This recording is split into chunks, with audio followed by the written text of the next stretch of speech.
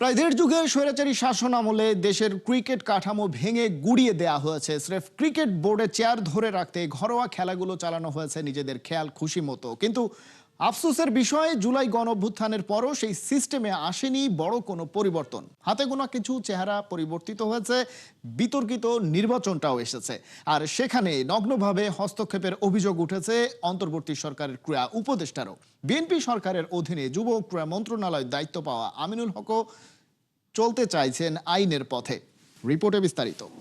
Cricket বোর্ডের নির্বাচন নিয়ে আমি বিগত সময় বলেছি, এখনো বলছি যে অনেক প্রশ্নবিদ্ধ একটি নির্বাচন হয়েছে। বাট যেহেতু এখন একটি দায়িত্বশীল জায়গায় রয়েছি, আমি তাদের সাথে বসে আলোচনার মাধ্যমে এবং আমার যারা ক্রীড়া সাংবাদিক আছেন আপনাদের মাধ্যমে বসে এটাকে কি করণীয় যায়, কিভাবে এটাকে আমরা উতরিয়ে ভালো একটি পর্যায়ে যেতে পারি। কারণ আপনার আমার সবার উদ্দেশ্য কিন্তু একটাই, সেটা হচ্ছে ভালোর দিকে যাওয়া।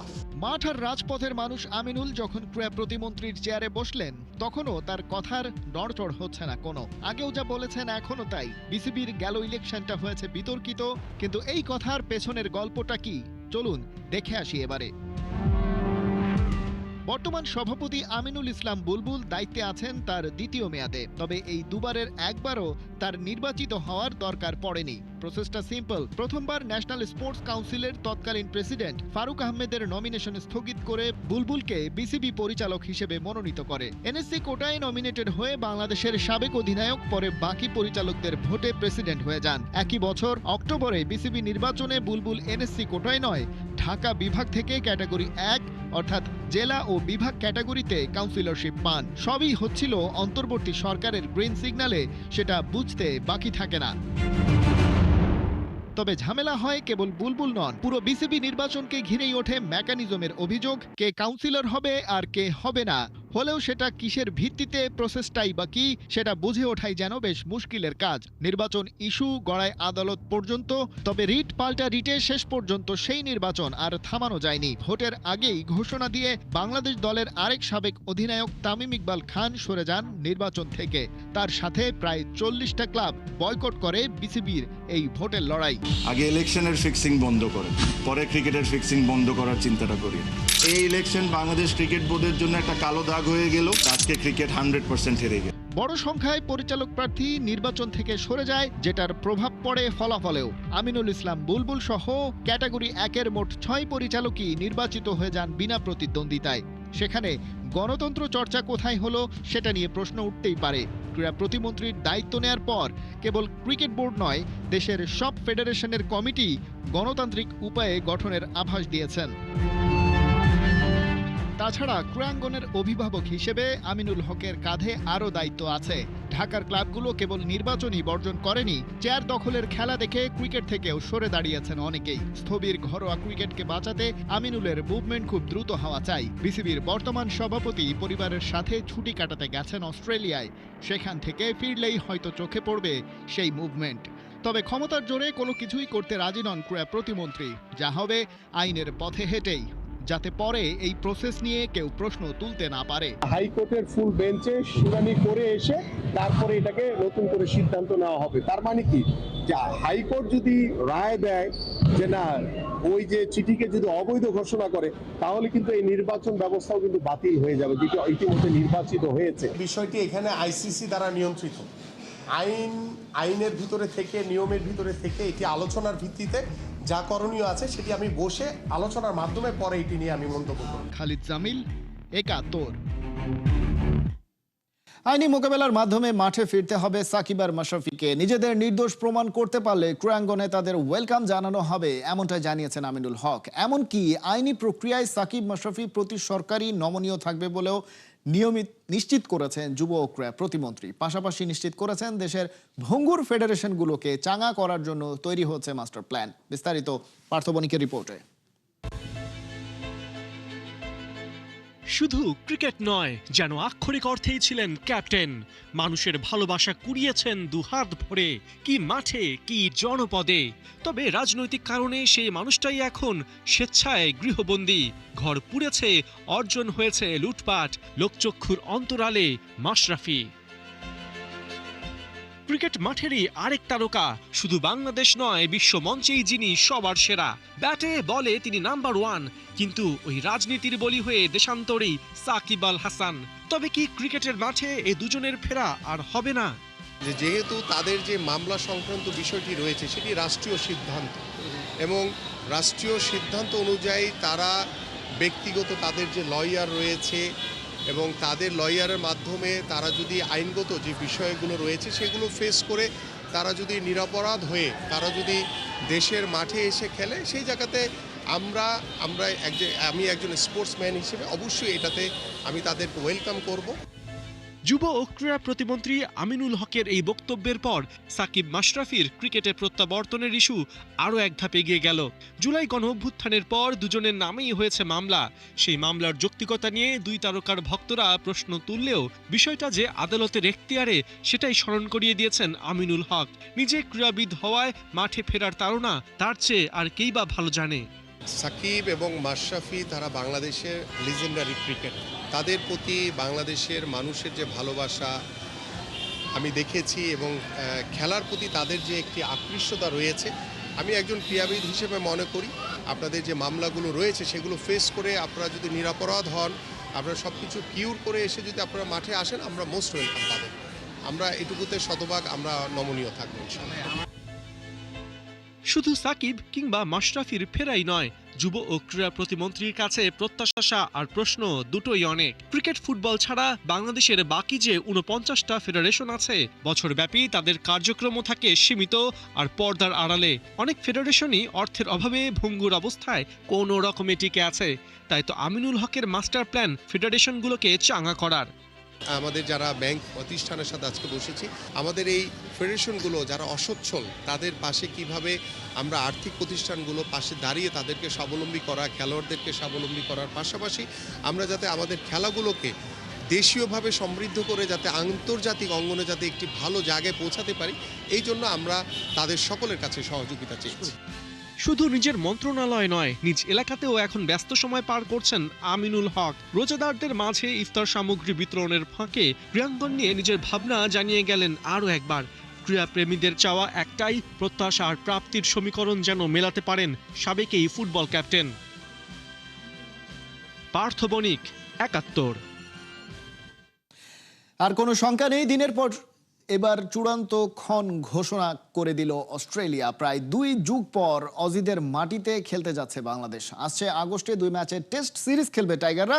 ডারউইনের মারারা স্টেডিয়ামে প্রথম টেস্ট মাঠে গড়াবে 13 থেকে 17 আগস্ট।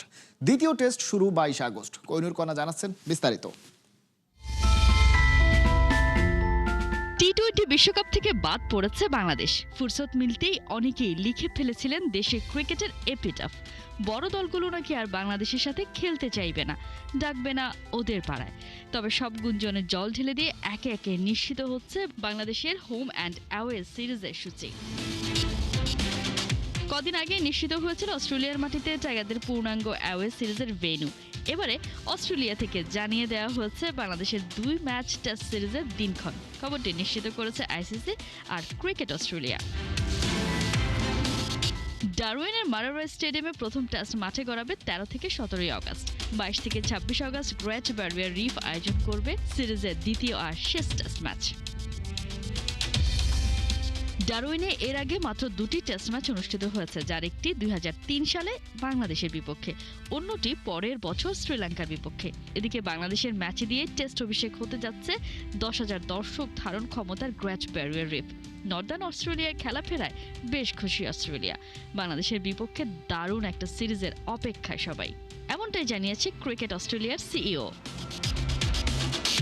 2017 সালের পর প্রথমবার টেস্ট সিরিজ খেলবে বাংলাদেশ আর অস্ট্রেলিয়া। আর অস্ট্রেলিয়ার মাটিতে বাংলাদেশ টেস্ট খেলবে এই নিয়ে দ্বিতীয়বার। 2003 সালে প্রথম মুখোমুখি হয়েছিল এই দুই দল। এই ম্যাচ দিয়ে বিশ্ব টেস্ট চ্যাম্পিয়নশিপ যুগে প্রথমবার লড়বে বাংলাদেশ আর অস্ট্রেলিয়া। বিশ্ব টেস্ট চ্যাম্পিয়নশিপে অস্ট্রেলিয়ার অবস্থান টেবিলের টপে, অন্যদিকে বাংলাদেশ আছে 8 নম্বরে। প্রায় 2 যুগ পর অস্ট্রেলিয়ায় যাচ্ছে বাংলাদেশ। পারবে তো সাদা পোশাকটা রাঙিয়ে দিতে? কোহিনুর কণা, ৭১। বিশ্বকাপের সেমিফাইনাল ও ফাইনালের ভেন্যু নিয়ে শঙ্কার মধ্যেই টিকিট ছাড়লো আইসিসি দর্শকদের বিভ্রান্তি বাড়িয়েই টিকিট ব্যবসা শুরু সংস্থাটির। পাকিস্তান বা শ্রীলঙ্কা সেমিফাইনালে উঠলে ইডেন গার্ডেন্সে গড়াবে না ম্যাচ, তবে সেক্ষেত্রে টিকিটের টাকা রিফান্ড করার কথাও বলছে আইসিসি। বিস্তারিত রিপোর্ট। মঙ্গলবার সন্ধ্যা 7টা একটা প্রেস রিলিজে তোলপাড় ক্রিকেট দুনিয়া। আইসিসি পোর্টাল খুলতেই ঝড় উঠেছে চারিদিকে। লাখো মানুষ হুমড়ি খেয়ে পড়লেন ওই একটা খবর দেখে। টিকিট আছে, দর্শক আছে, কিন্তু নেই ভেন্যু। অদ্ভুত এক ছল চাতুরির খেলায় নেমেছে ক্রিকেটের সর্বোচ্চ নিয়ন্ত্রক সংস্থা আইসিসি। মুম্বাইয়ের দ্বিতীয় সেমিফাইনাল নিয়ে সংশয় না থাকলেও প্রথম সেমিফাইনাল আর ফাইনাল নিয়ে চলছে দড়ি টানাটানি। কলকাতা, মুম্বাই, আহমেদাবাদ আর কলম্বো সম্ভাব্য 4 শহরের টিকিট বিক্রি শুরু করে ক্রিকেট প্রেমীদের চরম বিভ্রান্তিতে ফেলেছে আইসিসি। আপনি যদি ইডেনের সেমিফাইনালের টিকিট কাটেন, তবে জেনে রাখুন আপনি আসলে এক অনিশ্চয়তার লটারিতে নাম লিখিয়েছেন। 22 গজের মূল ঘাতক এখন রাজনৈতিক টানাপোড়েন। সলমান আঘারা সাফ জানিয়ে দিয়েছেন ভারতের মাটিতে পা রাখবেন না তারা। এই এক সিদ্ধান্তে ওলটপালট পুরো সূচি। পাকিস্তান সেমিতে উঠলে ইডেনের টিকিট হবে স্রেফ এক টুকরো কাগজ, কারণ ম্যাচ উড়ে যাবে কলম্বোয়। এমনকি ফাইনালও পাকিস্তান ফাইনালে উঠলে আহমেদাবাদের 1,32,000 স্টেডিয়াম করবে খাঁ খাঁ, কারণ পাশার দান উল্টে দিয়ে ফাইনাল তখন মঞ্চস্থ হবে কলম্বোয়। খেলোয়াড়দের জেদ আর বোর্ডের ইগোর মাঝে সাধারণ দর্শক কেন হবে বলির পাঠা? শুধু পাকিস্তান নয়, শ্রীলঙ্কা সেমিফাইনাল নিশ্চিত করলেও ইডেনের কপাল পুড়বে। লঙ্কানরা ঘরের মাঠে খেলার সুযোগ পাবে, আর কলকাতার মাঠ পড়ে থাকবে স্রেফ এক স্ট্যান্ড বাই ভেন্যু হিসেবে। সমর্থকদের প্রশ্ন, কেন এই লুকোচুরি? কেন মাঠের লড়াইয়ের চেয়ে মাঠের বাইরের রাজনীতি আজ বড় হয়ে দাঁড়ালো? যদিও ক্রিকেট আবেগী দর্শকদের বোকা বানাতে আইসিসি পেতেছে এক অন্য ফাঁদ। শাক দিয়ে মাছ ঢাকতে সংস্থাটি বলছে ভেন্যু বদলালে টাকা ফেরত দেয়া হবে দর্শকদের, কিন্তু সেই টাকা ফিরবে কবে? ব্যাংক চার্জ কি ভক্তরাই বইবেন? আর যে স্বপ্ন নিয়ে হাজার হাজার মানুষ ট্রেন কিংবা বিমানের টিকিট বা হোটেল বুক করেছেন, সেই আর্থিক ক্ষতির দায় কে নেবে? জয়সাদের এই ভেন্যু জুয়া কি আধুনিক ক্রিকেটের ইতিহাসে এক কালো অধ্যায় হয়েই থাকবে না? তাজিন খন্দকার, 71। বিশ্বকাপের বছরে এবারে ঘরে বসেই মিলছে চ্যাম্পিয়ন আর্জেন্টিনার ফ্যান জার্সি। গেল বিশ্বকাপে ট্রফি জেতা আলবি সেলেস্তেদের অফিসিয়াল রিজিওনাল স্পন্সর ওয়ালটন, আর সারা দেশে তাদের অগণিত ক্রেতা আর শুভাকাঙ্ক্ষীরা পাচ্ছেন এই ফ্যান জার্সি। রাজধানীর ওয়ালটন কর্পোরেট অফিসে এই বিশেষ ফ্যান জার্সি উন্মোচন করা হয়, যেখানে প্রধান অতিথি ছিলেন বাংলাদেশে নিযুক্ত আর্জেন্টিনার রাষ্ট্রদূত মার্সেলো কার্লোস সেসা। সেই সাথে ছিলেন ওয়ালটন হাইটেক ইন্ডাস্ট্রিজ পিএলসির চেয়ারম্যান এস.এম. শামসুল আলম এবং managing director S M. Mahbubul Alam. আর্জেন্টিনার রাষ্ট্রদূত কার্লোস সেসা বলেন, দেশের গণ্ডি পেরিয়ে ওয়ালটন তাদের ইলেকট্রনিক্স পণ্য পৌঁছে দিচ্ছে বিশ্বের 50টিরও বেশি দেশে, যেটা বাংলাদেশের ইতিবাচক রূপান্তরের প্রমাণ। এফসি নারী এশিয়ান কাপের আসর শুরুর আগে অস্ট্রেলিয়ার স্থানীয় ক্লাব ওয়েস্টার্ন ওয়ান্ডারার্স এফসির বিপক্ষে প্রীতি ম্যাচ খেলেছে বাংলাদেশ। ক্লোজডোর এই ম্যাচে ফলাফল জানা না গেলেও চীনের বিপক্ষে মাঠে নামার আগে নিজেদের আরেকবার সানিয়ে নেবার সুযোগ পেল আফিদারা। অস্ট্রেলিয়ার চলমান প্রস্তুতি ক্যাম্পের অংশ হিসেবে খুবই গুরুত্বপূর্ণ ছিল ম্যাচটি। স্বাগতিকদের শীর্ষস্তরের নারী দলের বিপক্ষে কোচ পিটার বাটলার নিজের কৌশল, টিমের সমন্বয় আর প্লেয়ারদের পারফরমেন্স পরখ করে দেখায় সুযোগ পেয়েছেন। রিকভারি সেশন হিসেবে আগামীকাল থাকছে না অনুশীলন, তবে ভ্যালেন্টাইন স্পোর্টস পার্কে পুরো দল সুইমিং রিকভারি সেশনে অংশ নেবে। মার্চের 1 তারিখ এবারের নারী এশিয়া কাপের পর্দা উঠতে চলেছে। মার্চের 3 তারিখ চীনের বিপক্ষে বাংলাদেশের ম্যাচ। বি গ্রুপে বাংলাদেশের আরও 2 প্রতিপক্ষ উত্তর কোরিয়া এবং উজবেকিস্তান।